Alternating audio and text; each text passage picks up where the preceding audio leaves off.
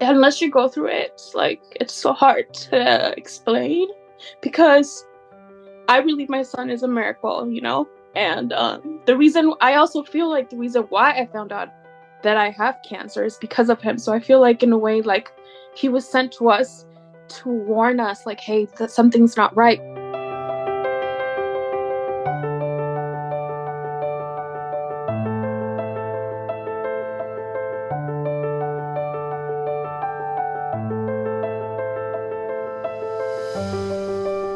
My name is Arelly. I found out this year, 2024, late February, when I was 28 weeks pregnant with my third child. And in January, I started noticing that I had like a mass protruding out of my belly button. I went to the ER for it because I was pregnant. They would kind of brush me off. And I just felt like overall really tired, but a lot of it, I just attributed it to being pregnant, and I had a toddler.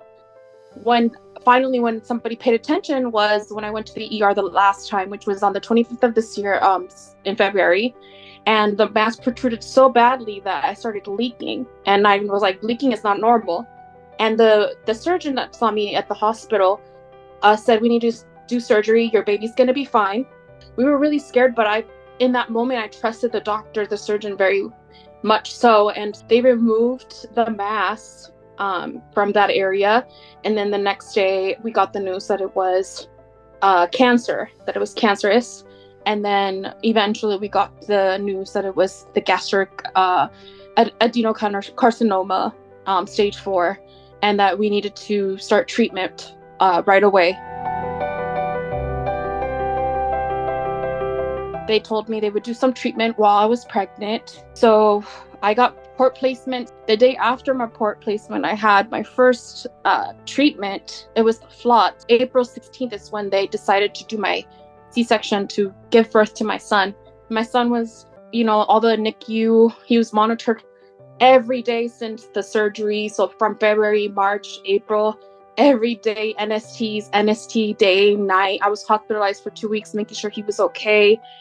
And then I went home, got a little bit better, did my second treatment. Then they were like, oh, we need to hospitalize you to 2 days before birth to give you steroids so the baby's lungs are okay. They warned me that the baby could need, breathing assistance, feeding assistance. And thankfully, he didn't need any of that. He was in the NICU for like 3 days.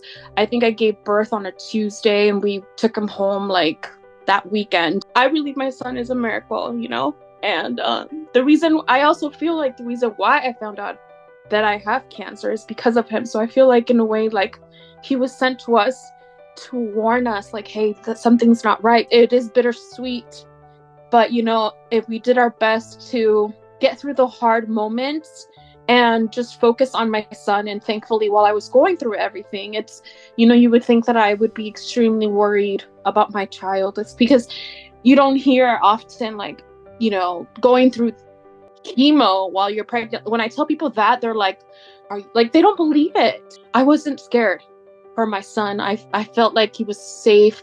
He was being monitored. He was healthy. I felt him like all the time. And so in that sense, yes, I was going through like one of the toughest times, but I knew my son was going to be okay. And so somehow it just made everything better. I got a little break from the chemo, and then we started again. But after my fourth treatment, I was taken off the 5-FU. And then my oncologist transferred me to the same medication, but instead of it being like a small drip, it was going to be a pill form.